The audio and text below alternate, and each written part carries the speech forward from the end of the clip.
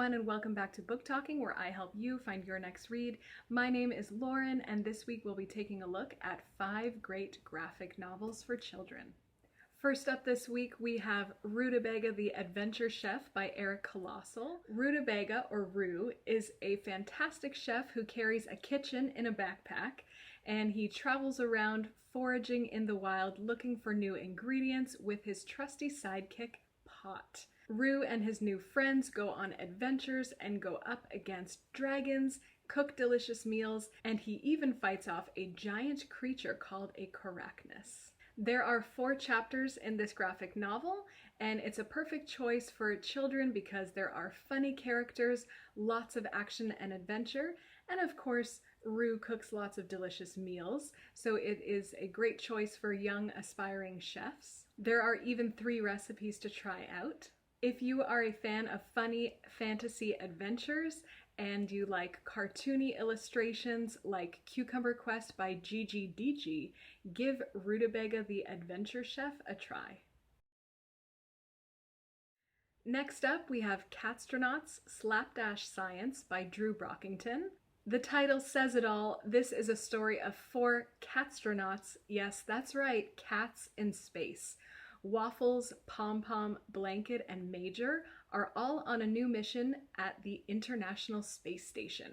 Pom-Pom has a list of thousands of experiments that she'd like to conduct on this mission, but she's soon in over her head, and one of her experiments threatens the safety of the entire crew.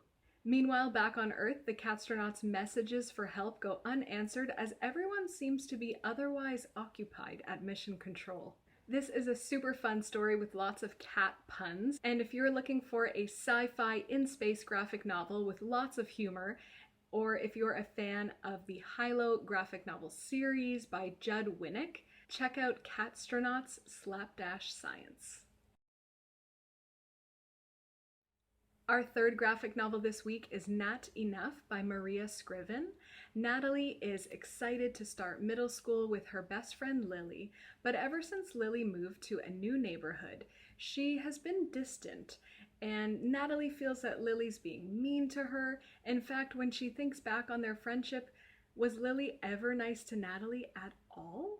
This is an excellent story about beginning and ending friendships. Natalie is super relatable as she's trying to win back Lily, but thankfully with the help of her new friends, Natalie is able to see what true friendship is all about and learn to accept herself. This is a sweet story about not letting the opinions of others affect the decisions that we make.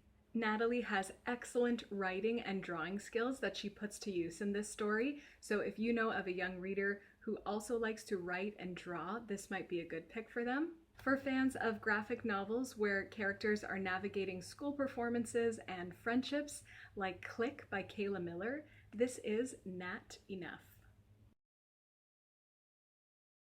Next up, we have Cat's Cradle, The Golden Twine by Jo Ryu.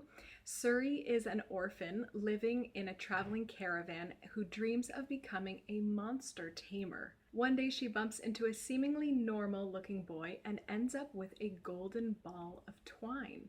She is unaware of the power behind this golden twine, but she's soon going to need it because the boy ends up being a cat-she, a cat monster who only looks human except for the one part of them they can't hide, their tail. Now Suri is on the run from this creature, and she just might end up taming a monster after all. This was such a pleasant surprise to find in the library. With this book, you get a self-assured and resourceful main character, a great fantasy adventure story, as well as legendary creatures. If you're a fan of fantasy graphic novels that take place in worlds different from our own, like Oddly Normal by Otis Frampton, give The Golden Twine a try. Last but not least this week is Twins by Varian Johnson and Shannon Wright.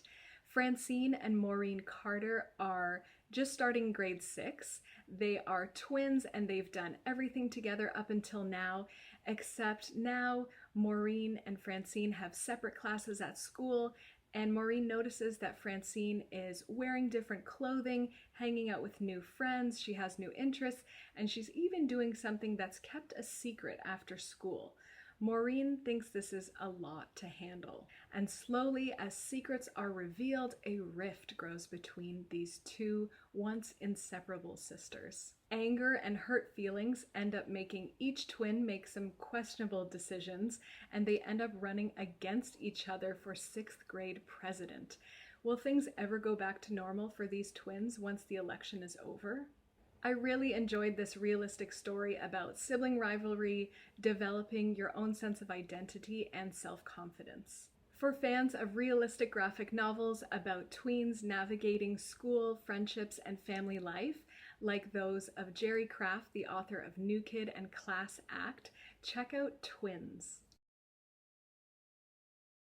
Thank you so much for joining me this week. As always, you can find all of these great graphic novels and so much more at Aurora Public Library. We'll see you soon, and happy reading.